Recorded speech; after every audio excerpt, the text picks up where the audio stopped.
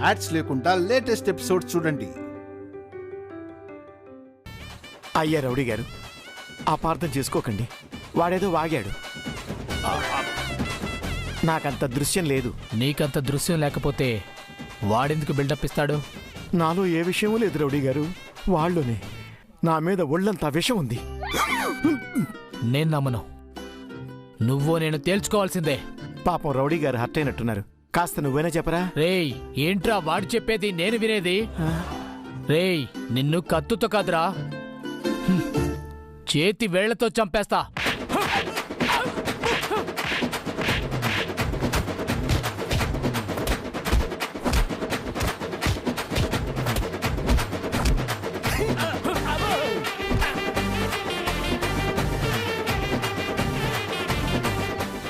నాతోనే నాటకాలా? నరికేస్తాను నిన్నేరా. ఒక్క నిమిషం, 1 మినిట్. దుర్ముహూర్తంలో ఇలాంటి పనులు చేయకూడదు. ఒక్క నిమిషం ఆగండి రౌడీ గారు. ఒక్క నిమిషం.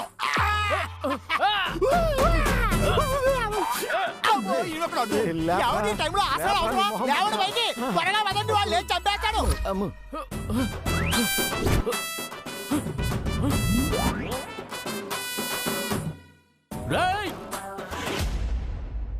హర్ష గారు, దివ్య గారు, మీరేంటండి మళ్ళీ ఇటు వచ్చారు? మీకోసమే వచ్చానండి. అక్కడ దీపు కుమారి తయారు పిన్ని ఉన్నారు, అందుకే అత్తయ్య గారిని అక్కడ వదిలిపెట్టొచ్చాను. ఇంకా మావయ్య గారిని, మంగని, బాబాయిని, చారుకేసిని వెతకాలి. వాళ్ళు కూడా దొరుకుతారులేండి. అందరిని తీసుకుని వెంటనే అడవి నుంచి బయటకు వెళ్ళిపోదాం. అరే, మొక్కు తీర్చుకోకుండా ఎలా వెళ్తాము? ఇంత జరిగాక ఇంకా మొక్కేంటి? ఏం జరిగినా సరే ఇది పెద్దత్తయ్య మొక్కు, తీర్చకుండా వెళ్లేది లేదు. పదండి, మిగతా వాళ్ళని వెతుకుదాం. పిన్ని, మీరేం చెప్పినా దివ్య గారు వినరు. మీరు నేను తనని ఫాలో అవ్వాల్సిందే. పదండి పదండి.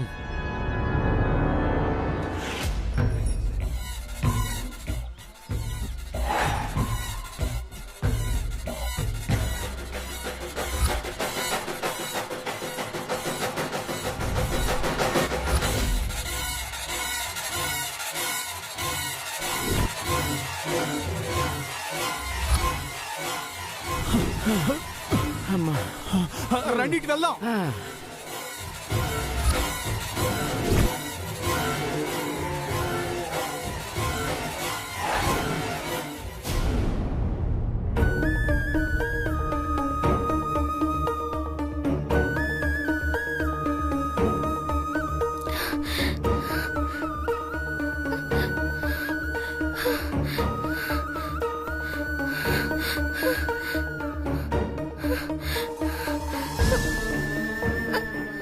ఆరోగ్యం బాగలేని పిల్ల, పాపం నడవటానికి ఇబ్బంది పడుతున్నట్టుంది.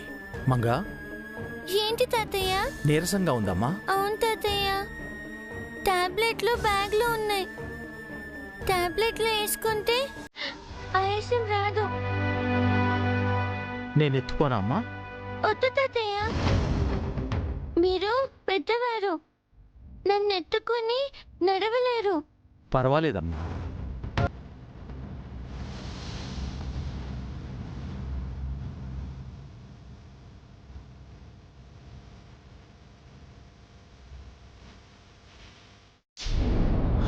రండి. అమ్మా, ఏం చేస్తున్నారండి? కొమ్మడం వస్తే తీసుకున్నారా? ఏడ్చారండి, మీరు పెద్ద బాహుబలి మరి. రండి.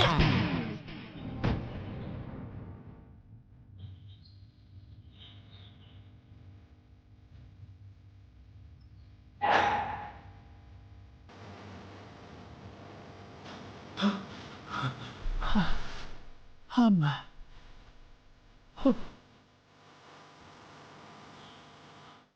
ఊరే చారుకేశా, నేను నీకు ఏం ద్రోహం చేశానురా?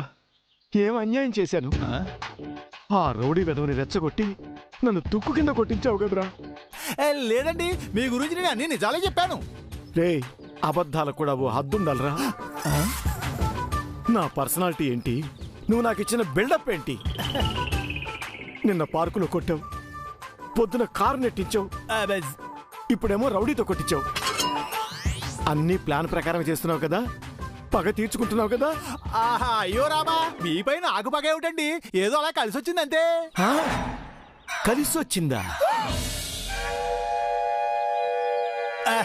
చెప్పరా చెప్పరా. ఏడుకోండి గారు, మీ ధర్మపత్ని పక్కన మీ కుమార్తె కూడా తయారు. అమ్మా కుమారి తయారు. మీ నాన్నే అమ్మా కుమారి తయారు. నాన్న నీకేం కాలేదు కదా? నా అవతారం చూసుకుంటూ అడుగుతున్నావమ్మా. ఏమయ్యో, ఈ అడవిలో మేము ఇబ్బందులు పడుతుంటే మీరు విందు భోజనం చేసి కిల్లి వేసుకున్నారా? కిళ్ళినా? ఓసి నీ అమ్మమ్మ కడుపు చల్లకుండా, ఇది కిళ్ళి కాదే, రక్తం. రౌడీ కొట్టాడు, ఇదిగో వీడే కొట్టించాడు. అబే అదేం లేదండి, అడవి పురుగు కుట్టి అలా అయిపోయిందంటే. ఇదిగో ఆ అరుపులు వినిపించిన వైపు వెళ్దాం, రండి రండి, అసలే డీప్ ఫారెస్ట్ లో ఉన్నాం మనం. సరే పద. రండి రండి రండి.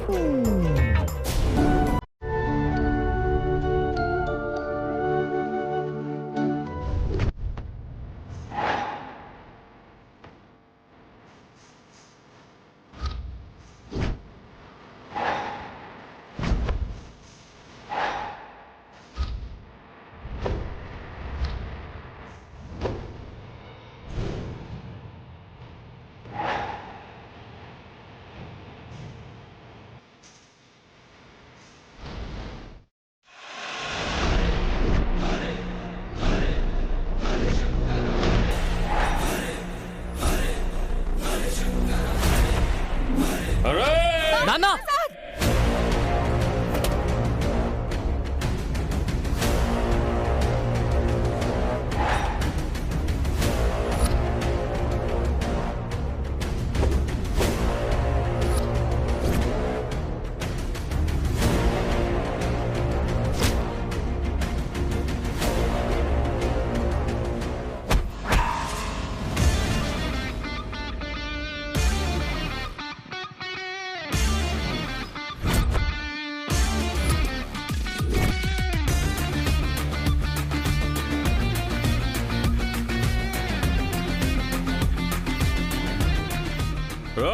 రండ్రా.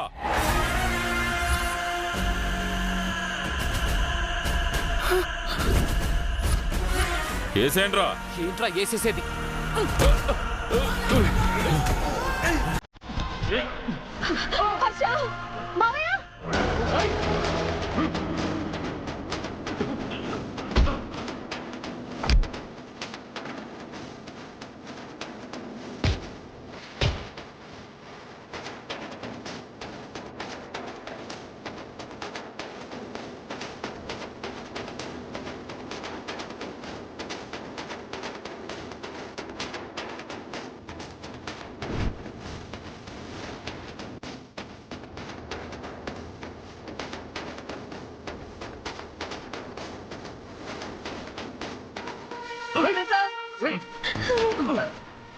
మామయ్య, అయ్యో మంగ, నువ్వు ఇక్కడే ఉండు.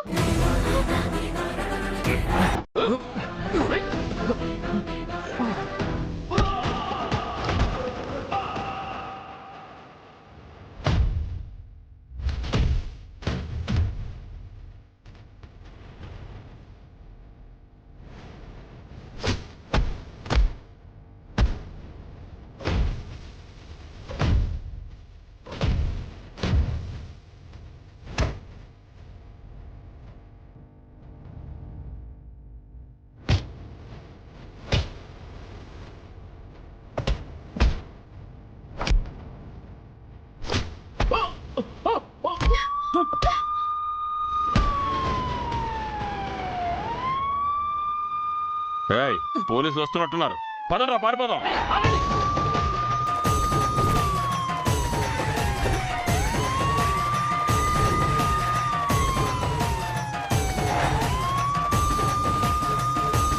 మమ్మీ, ప్రసాద్, మమ్మీ,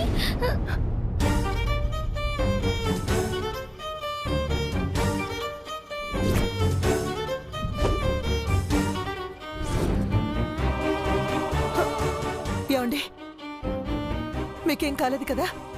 ఏం కాలేదు. మీకేం కాలేదు కదా సార్? ఏం కాలేదు. మీకెవరు ఇన్ఫార్మ్ చేశారు? నేనే కాల్ చేశాను సార్. నాకు రాని సిగ్నల్స్ మీకెలా వచ్చాయి? అంతా ఏడుకొండల గారి దయ సార్. ఆయన నన్ను ఒక ఎత్తైన కొండెక్కించారు. అక్కడ సిగ్నల్స్ దొరికినాయి సార్. నన్ను రౌడీతో కొట్టించి ఇప్పుడు ఇలా క్రెడిట్ కొట్టేస్తున్నావేంట్రా? నేను అరుదుగా ఇస్తాను, ఇచ్చినప్పుడు తీసుకోండి. ఎస్ఐ గారు, వాళ్ళు మా మీద ఎందుకు అటాక్ చేశారో ఎంక్వైరీ చేయండి. వాళ్ళ గురించి మాకు వదిలేండి సార్, మేము చూసుకుంటాం. మిమ్మల్ని క్షేమంగా ఈ అడవి దాటిస్తాం. మాతో రండి సార్. పదండి. ఆగండి ఒక్క నిమిషం. మొక్కు తీర్చుకునే వెళ్దాం మావయ్య. అవునండి, ఎలాగో ఇంత దూరం వచ్చాం. ఆ అమ్మవారి దయ వల్ల అందరం ప్రాణాలతో బయటపడ్డాం. మొక్కు చెల్లించుకునే వెళదాం.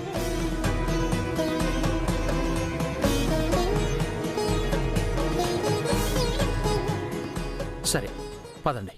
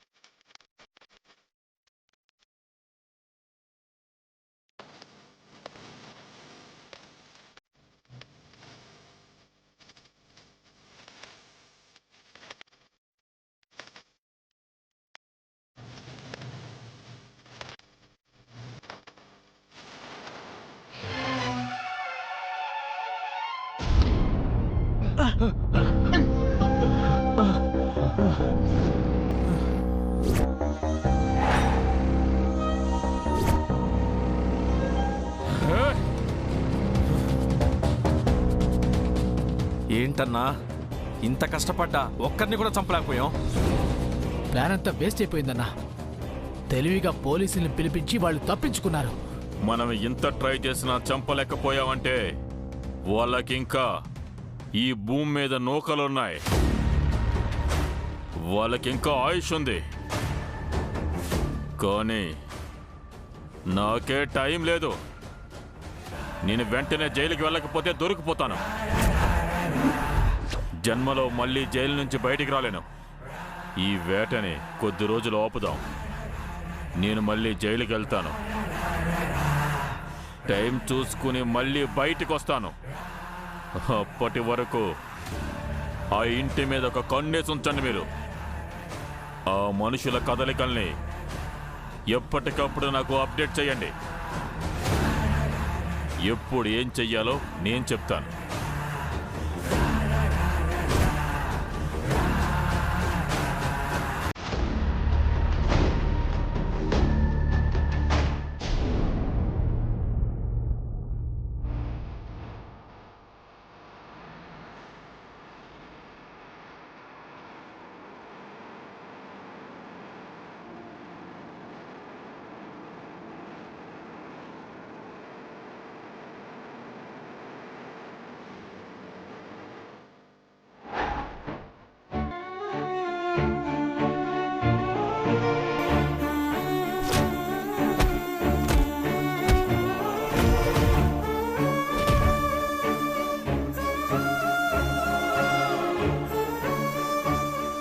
ఏం ఆలోచిస్తున్నావు ప్రసాద్? ఈరోజు పెదబాబు దివ్య లేకపోతే మన సిచ్యువేషన్ ఏమిటా అని ఆలోచిస్తున్నాను. ఇంతకాలం మనం వాళ్ళతో మూర్ఖంగా బిహేవ్ చేస్తూ మిస్అండర్స్టాండ్ చేసుకున్నామని అనిపిస్తుంది. తప్పు చేశాం. వాళ్ళకి మనకి మధ్య అడ్డు గీత గీసి తప్పు చేశాం.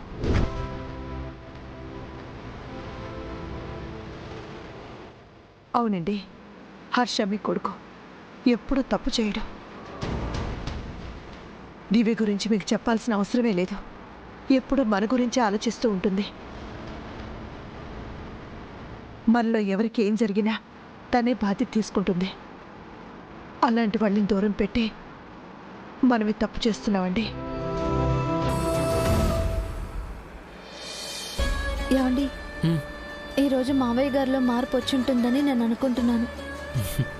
తప్పకుండా మన గురించి ఆలోచిస్తారు. నాకు అలాగే అనిపిస్తోందండి. నాన్నగారు మన గురించి ఆలోచిస్తే ఇంట్లో అడ్డుగీతే ఉండదు. మనం అందరం కలిసి ఉండొచ్చు. ఈరోజు అదే జరగబోతుంది. అడ్డుగీత చెరిగిపోతుంది. అంటే అందరం హ్యాపీగా ఉండొచ్చు అన్నమాట. అవును మంగా, అమ్మవారు మనల్ని కరుణించింది. అందరం కలవబోతున్నాం.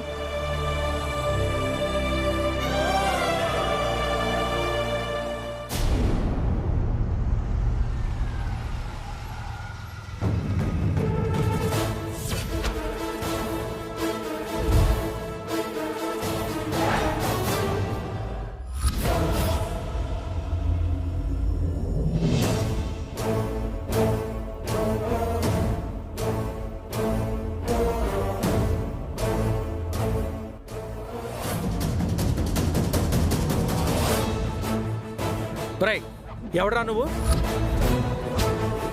చిన్నబాబు, వెళ్ళి వాడిని పట్టుకో. రై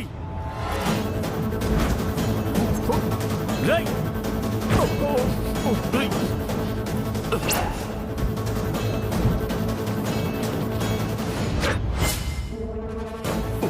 ఎవడ్రా బ్రై?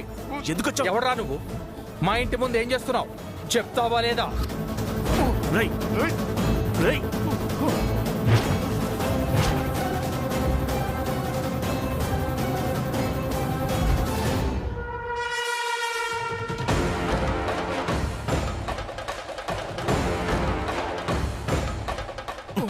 చెప్పరా, మా ఇంట్లో జొరబడి ఏం చేస్తున్నావు? చెప్పు.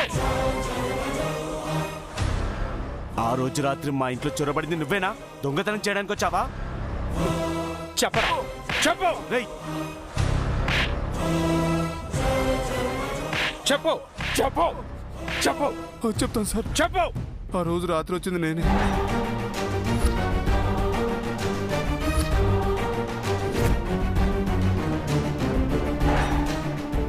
కానీ దొంగతనం చేయడానికి రాలేదు. మరెందుకు వచ్చావు? హర్ష సార్ రమ్మంటే వచ్చాను.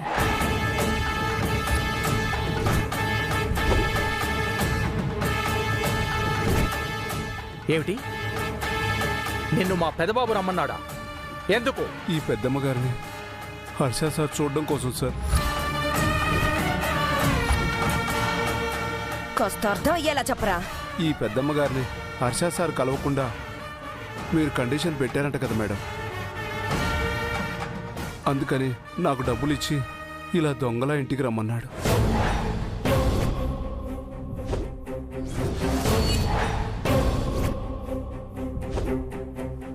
మీ అందరి దృష్టి నా మీద పడేలా చేసి ఆ గ్యాప్లో హర్ష సారు ఈ అమ్మగారితో మాట్లాడొచ్చారు.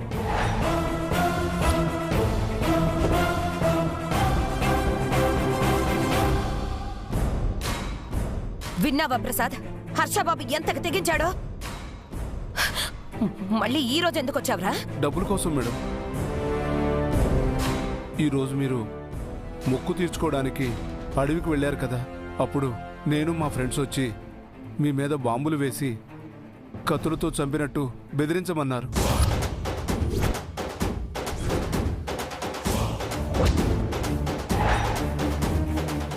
ఇది కూడా హర్షబాబు చెప్పాడా? మీ దివ్య మేడం కూడా చెప్పారు మేడం. మేం బెదిరిస్తే రెండుగా విడిపోయిన మీ కుటుంబం ఒకటిగా కలిసిపోతుందని మమ్మల్ని నాటకం ఆడమన్నారు. అదయ్యాక ఇంటికి వచ్చి డబ్బులు తీసుకోమన్నారు. అందుకే వచ్చాను మేడం.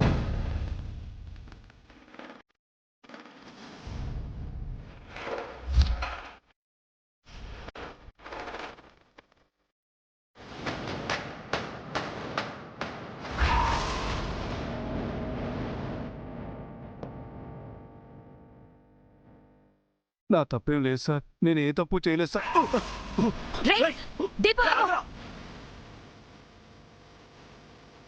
వాణ్ణి పట్టుకొని ప్రయోజనం లేదు. వాడొక కూలీ మాత్రమే.